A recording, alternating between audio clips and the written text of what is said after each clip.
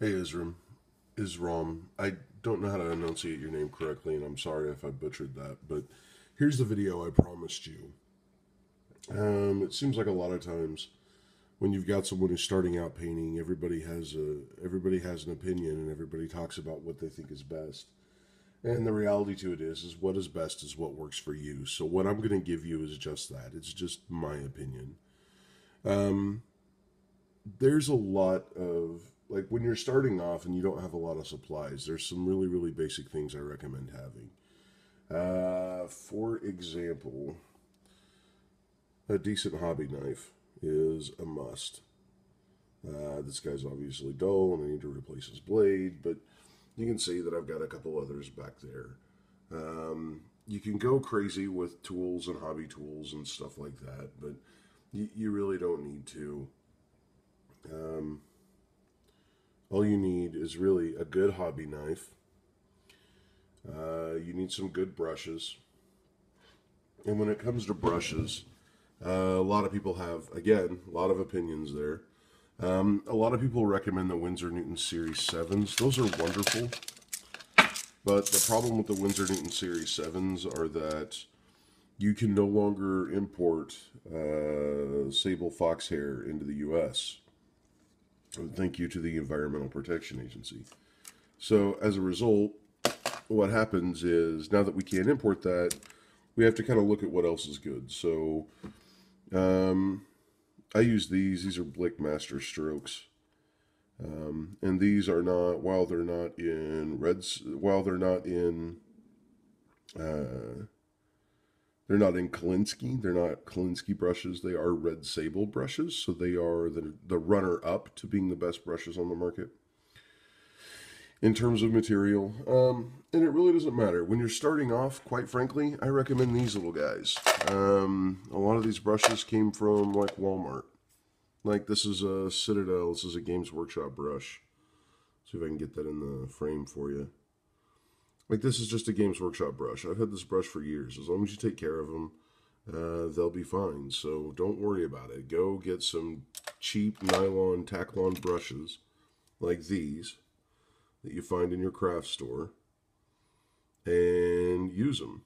And that way when you screw them up, because you're going to screw them up because you're new, and that's what happens, people make mistakes when they're new, then you're not out a whole bunch of money. Because these brushes, while they're not, while they're not crazy expensive, these brushes are anywhere from, 5 to 8 to $10 or $12 a piece. And it's not a good idea to go burning those off. The next thing is with your brushes, you need a way to clean your brushes. So that's what's up here on this shelf. Well, that and a whole bunch of pigments and stuff. But up here, so you need a way to clean your brushes. Over here, this stuff right here. This is really hard to do this behind the camera. I've never done this before. This is Winsor Newton Brush Restore. This stuff is pretty amazing. It's about $6-7 at a local like Michael's, Hobby Lobby. It's about $6 or $7 for the bottle. Really good. Just make sure your brush doesn't have any on it when you go to paint again, because it will eat the paint that you're trying to put on the brush. This stuff right here, this is Vallejo's Brush Restorer and Cleaner. The blue stuff's actually really good. I like it. You can see where I've actually used it. I've got sediment at the bottom of it. Oh, that's not probably very good, but that's all right. So I'll put that back up there. So it's also really good. There's no problems with that. The next thing you need to do is you need to decide on paint. There's a lot of paints in the market. There's the Badger Minotaur line designed for paint brushes. This is just a small sample of Vallejo stuff that I use. Like Game Color. I actually, when it comes to recommending paints, my favorite paints on the market are these guys right here. Let me see if I can grab a hold of one. Looks like I haven't used this one in a while. It's separating. My favorite paints on the market though right now are Formula P3. These are very smooth paints. They're very thin. The colors are extremely vibrant. So they actually make really good. They make really good paints. as kind of a multi-purpose paint. They're good enough to shoot through an airbrush if you decide to go that route later on down the road, and then on top of that, they brush on extremely well. So I actually really like Formula P3. There is, of course, Games Workshop. Games Workshop brushes or Games Workshop paints they're good paints. I think Games Workshop paints honestly are a little overrated in terms of what they are. But they do have some cool paints. Just be careful with Games Workshop stuff because you pay a lot of money for that name, and the paint really isn't any better.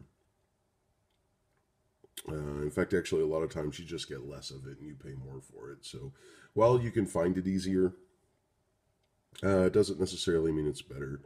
And then, like for the Formula P3 stuff, or not Formula P3, but for Vallejo, like Vallejo's, like their paints are very good for the money involved. You get a lot of them. They come in really nice dropper bottles, so you can just drop them onto your palette. And I have a lot more of them actually stored. This is just what I was using for a couple of projects I've been working on lately. But they're excellent paints. They cover really well. They thin down really well. And the colors are vibrant in the game color line, and that's the advantage to using the game color line. Very vibrant colors. So, you can take like Balder and you can add, a darker green behind, or in the recesses of a shoulder pad like you did, and then you can take a lighter green and kind of trace over the outside of it, and that creates a really cool lighting effect. And so the colors are vibrant enough that it allows you to do that. So that's definitely the reason why I recommend them. The next thing I want to really recommend is a wash. Now, when it comes to washes, you've got a couple different ways of doing it. I actually really like Army Painter's Dark and Strong Tone washes. I think they're probably the best washes out there. There are a couple other washes. Like this is a Formula P3 wash. It's an armor wash. It's really good. It does a wonderful job. So I recommend washes because after you paint the model, you can just take that wash and you can just kind of run it over the model, and you'll see it soak up a lot of the details. You'll see it pick up a lot of details off the model, and that's really going to give you that definition that I think you're looking for. So I hope this video helped. I hope it gave you some ideas. Quite frankly, if I was going to rate them, I would say Vallejo's #1 in my book, because it's available at just about any major store when it comes to paint. I would say P3 is #2 in my book because they are just that good.